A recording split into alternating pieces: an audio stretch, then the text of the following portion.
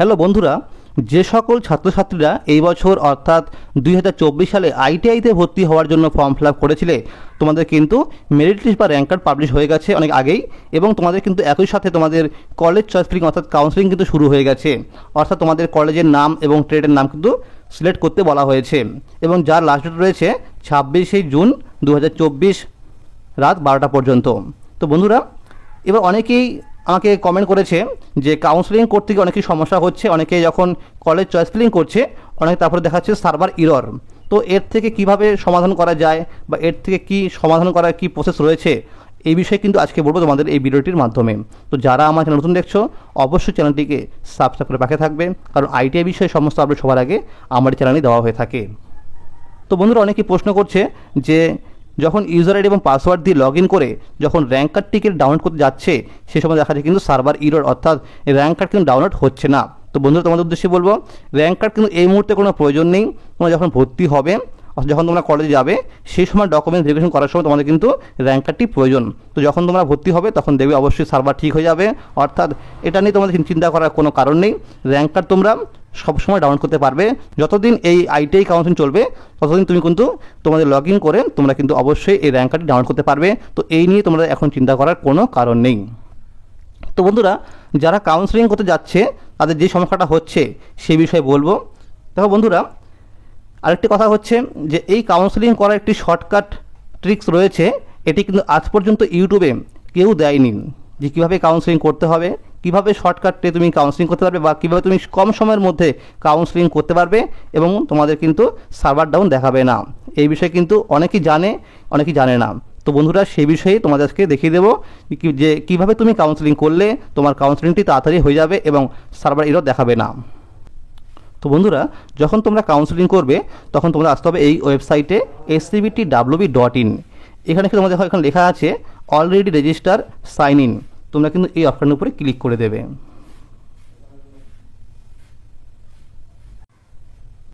তো বন্ধুরা, তোমরা ওই অপশানে ক্লিক করার পরে তোমরা কিন্তু এখানে মোবাইল নাম্বার এবং পাসওয়ার্ড লিখে এবং এই ক্যাপচা কোডটি এই বক্সে লিখে তোমরা কিন্তু লগ ইন করে দেবে। তো বন্ধুরা, যখনই লগ ইন করবে তখন দেখবে এরকম একটা অপশন কিন্তু শো করবে। দেখো লেখা আছে র্যাঙ্ক স্ট্যাটাস। তোমরা এখান থেকে তোমাদের কিন্তু র্যাঙ্ক কার্ডটিকে ডাউনলোড করে নেবে। এবং দেখো লেখা আছে চয়েস স্ট্যাটাস। দেখো লেখা আছে choice filling is open now, click here start. তুমি কিন্তু এখানে ক্লিক করে কলেজ চয়েস ফিলিং করবে।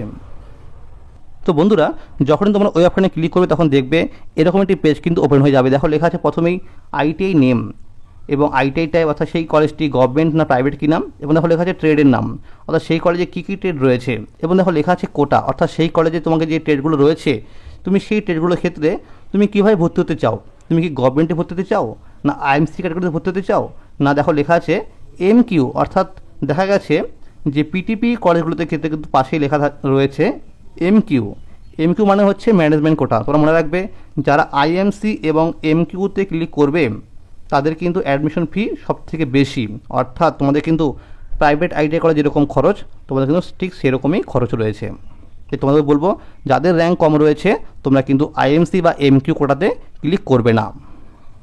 বন্ধুরা, যখন তোমরা কাউন্সিলিং করছো তোমাদের যে সমস্যাটা হচ্ছে যে কলেজগুলো এখানে সেভ করার পরেও সেভ হচ্ছে না, কিন্তু দেখাচ্ছে সার্ভার ইরর।